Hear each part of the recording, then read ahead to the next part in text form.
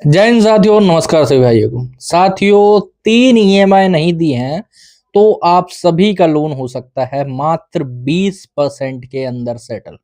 जी हाँ दोस्तों, आप लोग बिल्कुल सही सुन रहे हो, बट उसका तरीका बिल्कुल सही होना चाहिए। साथियों, आज के टाइम पे हमारे बहुत सारे भाई हैं जो कि फेक सेटलमेंट के जाल में फंसते जा रहे हैं। इन रिकवरी वालों के जाल के अंदर वो फंस जाते हैं, या तो कभी गलत तरीके से उनकी सेटलमेंट हो जाती है, या फिर वो किसी और जाल में, किसी और बड़े जाल में फंस जाते हैं। आज इसी के बारे में बात करेंगे, ठीक है? और इसी के बारे में आप लोगों को फेक सेटलमेंट और रियल सेटलमेंट के बीच का फर्क बताएंगे। दरअसल हुआ क्या, मुंबई में, ठीक है, एक जगह है, कोलीवाड़ा नाम है, पता नहीं मेरे को, थोड़ा-सा मेरे को मिस्टेक हो रही है, महाराष्ट्र में है कोलीवाड़ा या फिर मुंबई में है। मैंने क्लाइंट से उतना पूछा नहीं था। तो वहाँ पर एक जगह है, वहाँ पर हुआ क्या कि हमारे एक सब्सक्राइबर थे, ठीक है?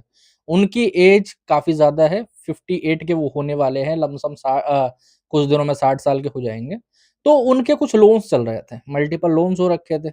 अब भाई साहब, बेटे का कुछ दिन पहले एक्सीडेंट हो गया था, तो उन्होंने ट्रीटमेंट वगैरह में कुछ पैसे वगैरह लगाए थे, जिसकी वजह से उनका हाथ बहुत ज़्यादा तंग चल रहा था।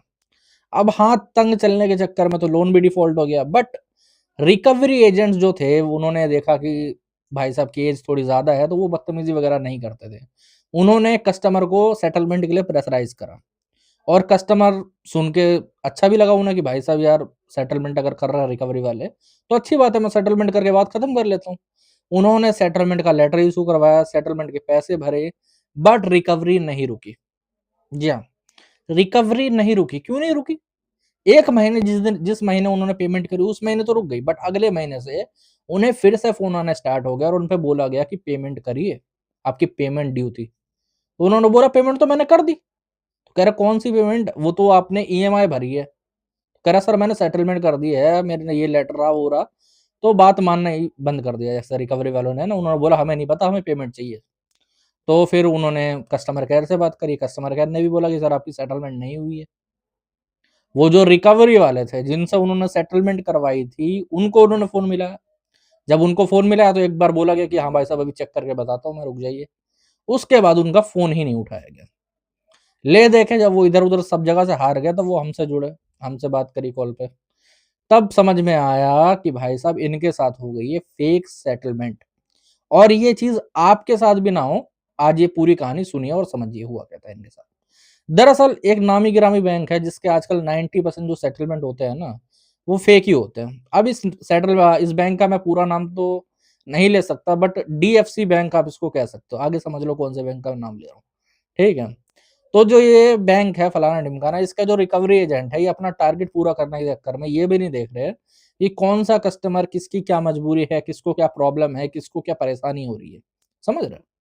तो हुआ क्या, जब इन्होंने देखा कि कस्टमर थोड़ा एजेड है, सब चीज़ें वेरीफ़ाई नहीं कर सकता, उतनी च यहाँ-वहाँ दौड़ नहीं सकता, भाग नहीं सकता वेरिफ़िकेशन के लिए, और इसको जो हम बोलेंगे वो ये मान लेगा एक तरीके से।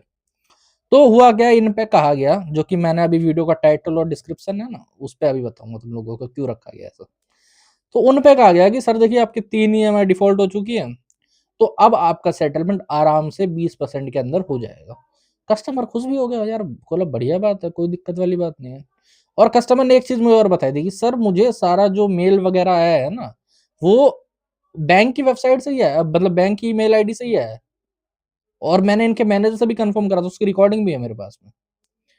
तो जब मैंने देखा, मैंने एक हमारे उसी बैंक में जानने वाले थे, ठीक है? थोड़ा हायर पोज़ीशन में। तो मैंने उनसे बात करी, वो लेटर चेक करवाया, मैंने बोला आप ज़रा इस लेटर को देखिए एक बार कि क्या अमाउंट ये रियल है कि नहीं है? तो भाई साहब पता चला लेटर तो रियल है, लेकिन वो लेटर 20% का नहीं था, वो लेटर था 60% का। और 60% के लेटर को एडिट करके कस्टमर को 20% का अमाउंट वहाँ पर बताया गया था। कस्टमर ने खुशी-खुशी पेमेंट कर दी। अब जब कस्टमर ने पेमेंट कर दी, तो भाई साहब जब जो अमाउंट टोटल उसके लेटर के अंदर था, वो तो भरा ही नहीं गया था, तो वो लेटर अपने आप ही इनवैलिड हो गया, और वो जो पैसा था वो ईएमआई के अंदर कन्वर्ट हो गया, ईएमआई में कट गया। अब आप लोग पूछोगे कि ऐसी सिचुएशन में उन हमने फिर क्या करा होगा? तो भाई साहब ये सीधे-सीधे फ्रॉड होता है, रिकवरी वालों के द्वारा करा जाता है, और होता भी ऐसा, तो आप लोगों को घबरा पहले तो ये मैं बोलूँगा कि सेटलमेंट ऐसा ना ही करें। अगर आप वेरीफ़ाई नहीं कर पा रहे हो कोई चीज़ और आपको प्रेशर है कि आपको सेटलमेंट करनी पड़ रही है, तो आप उस प्रेशर पे मत जाओ, ठीक है? आप हमेशा 10 से 15 दिन का टाइम माँगा करो सेटलमेंट के रिगार्डिंग, ठीक है?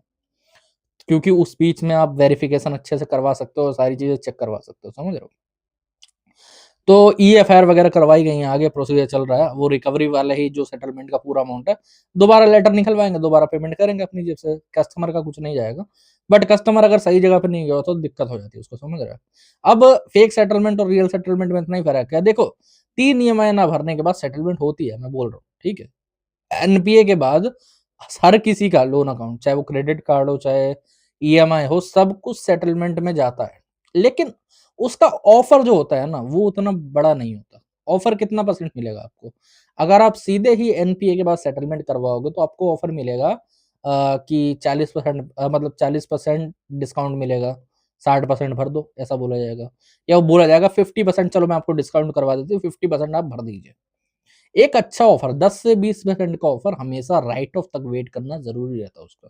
क्यों रहता है राइट ऑफ तक वेट करना ज़रूरी? देखो सिंपल सी बात है, तब तक कोई बैंक सेटलमेंट एकदम मरे हुए पैसे में जो 10 से 20% होता है ना, वो एकदम चिल्लर अमाउंट होता है अगर कहा जाए कायदे से। हाँ, मैं मान सकता हूँ कि आपकी स्थिति अभी उस तरीके से भी नहीं होगी कि आप 10-20% भर पाओ, क्योंकि जब एक फाइनेंशियल बर्डन के अंदर कोई फँस जाता है, तो भाई साहब उसका इतना भी अमाउंट जमा करने में उसको दिक्कत होती है। बट एक्चुअली में अगर देखा जाए तो ये चिल्लर अमाउंट होती है, क्योंकि रिकवरी में जितने दिन आपका केस रहता है वहाँ पर उनको लोगों को पैसा देना पड़ता है, लीगल में पैसा खर्चा होता है उनका, तो उनका वही रिकवर होता है खाली, ये समझ रहे हो? तो 10 से 20% तभी वो सेटलमेंट ऑफर देंगे जब उनका जो लोन अकाउंट है वो बिल्कुल डेड हो चुका हो, बिल्कुल मतलब खत्म हो चुका है, अब उस लोन अकाउंट में कुछ मिलने वाला नहीं है। उसको लेजर से ही हटा दिया जाए, और लेजर से कब हटता है? राइट ऑफ के बाद। अब बहुत सारे भाइयों का ये भी सवाल है कि सर राइट ऑफ कब होता है? तो देखो राइट ऑफ की जो परिभाषा है ना, वो पहले 6 महीने में हो जाया करता था राइट ऑफ। हर एक बैंक का, हर एक एनबीएफसी का। बट अब कुछ बैंक्स और कुछ एनबीएफसी 9 महीने तक करती है राइट ऑफ, ठीक है? क्योंकि पहले 180 डेज़ का टाइम हुआ करता था कि 180 डेज़ में राइट ऑफ हो जाएगा, ठीक है? बट अब ये लोग 240 डेज़ के अंदर भी करते हैं, तो 6 से लेके 9 महीने के बीच में आपका राइट ऑफ हो सकता है, ठीक है? अब इसको चेक कैसे करा जाए? कई लोग बोलते हैं कि चेक करने का सबसे बढ़िया तरीका क्या है? देखो, बहुत सारी वेबसाइट आती है, गूगल पे जाओगे, फ्री सिविल करके लिखो, आपको कोई पेड सिविल वाला सॉफ्टवेयर भी यूज़ करने की ज़रूरत नहीं है। वो तो और बेकार होता है, समझ रहे हो? फ्री वाले जो आते हैं सिविल का ऑफ़िशियल, उसके अंदर आप जाओगे तो वहाँ पर आपको पूरी वो मिल जाएगी पीडीएफ, ठीक है? अपने सिविल रिकॉर्ड की, और वहाँ पर स्टेटस जो होता है ना, वहाँ पर राइट ऑफ, एनपीए सब कुछ शो होता है। समझ रहे हो? तो कोई डरने घबराने वाली बात नहीं है। अब रियल सेटलमेंट के लिए अप्रोच करने का सबसे बढ़िया तरीका क्या है? मैं अपनी वीडियोज़ में कहता ही रहता हूँ और दोबारा कह रहा हूँ। देखो, सेटलमेंट के लिए ना घोड़ी पे सवार मत रहा करो, मैं फिर कहता हूँ, ठीक है? अगर मान लो तुम सोच रहे हो कि मैं एनपीए के बाद 50% में निकाल दूँगा, बढ़िया रहेगा। तो मेरे भाई 50% में निकालना ना 2 तरीके से आपके लिए हानिकारक हो सकता है। मैं बताता हूँ क्यों। एक तो सबसे पहले चीज़ ये देखो कि 50% आप कहीं से पैसा ला रहे हो, तो गारंटी आप कहीं से उधार लेके आ रहे होगे या फिर आपने कहीं और से कर्जा लिया होगा, है ना? 50% अचानक से आपके पास आ नहीं जाएँगे, सीधी-सी बात है। ओके? 3-4 महीने के बाद ही।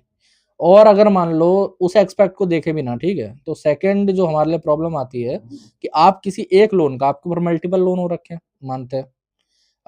मल्टीपल लोन्स हो रखे हैं, ठीक है? 5-6 बैंकों के तो होंगे ही कम से कम, है ना?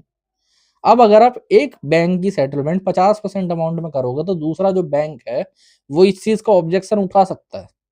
चाहे आपके पास सेक्शन 25 का केस करके या फौजदारी का केस करके कि इस बंदे ने दूसरे बैंक की सेटलमेंट करी 50% में, मतलब 50,000 रुपए में सेटलमेंट करी, और मेरे बैंक की ईएमआई आ रही है 6,000 रुपए और ये वो नहीं भर रहा।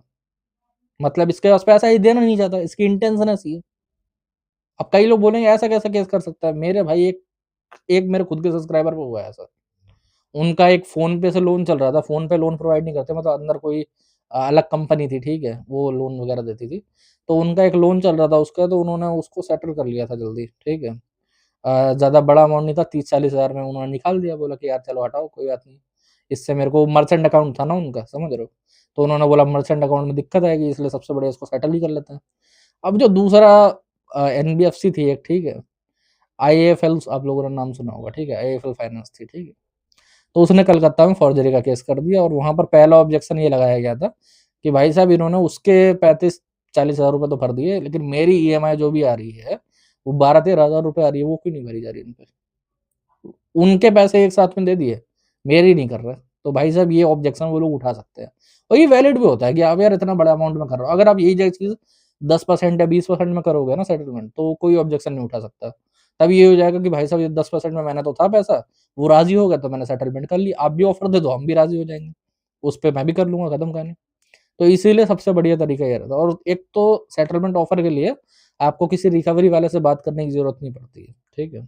ये बहुत कॉमन मिथ है कि आपको रिकवरी वालों से ही केस हैंडल करके उनसे ही ऑफर निकलवाना पड़ेगा। आप लीगली तौर पे लेटर्स वगैरह भेज के उसके द्वारा भी ऑफर निकलवा सकते हो, मेल से और लेटर से, और उससे जो सेटलमेंट लेटर इश्यू होगा वो 100% ऑथेंटिक होगा, ठीक है? और आप जो अमाउंट बोलोगे उसी अमाउंट पे आएगा और आप उस पे आराम से सेटलमेंट कर सकते हो, समझे? तो साथियों आज के वीडियो में इतना ही। फेक सेटलमेंट से हमेशा बचिए, फेक सेटलमेंट के जाल में ना फंसे। ज़्यादा ज़रूरी हो तो सेटलमेंट ही मत करो, लेकिन फेक सेटलमेंट में ना फंसो, क्योंकि इससे आप और बड़े दलदल के अंदर फँस जाते हो, ठीक है? अगर और कोई मदद या फिर और कोई प्रॉब्लम आपकी है, तो ऊपर नंबर आ रहा है, व्हाट्सएप पर मैसेज कर सकते हो, व्हाट्सएप के माध्यम से जुड़ सकते हो, ठीक है? साथियों आज के वीडियो में इतना ही। जय हिंद।